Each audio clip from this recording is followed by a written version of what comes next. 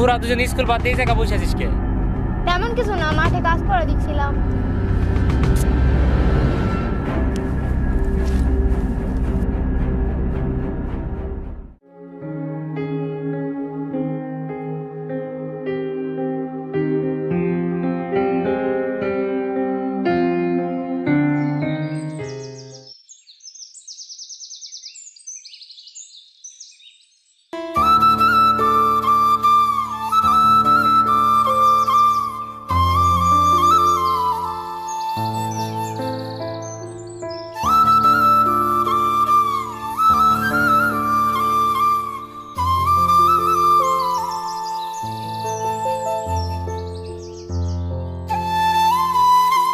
এই যে দাঁড়ান দাঁড়ান।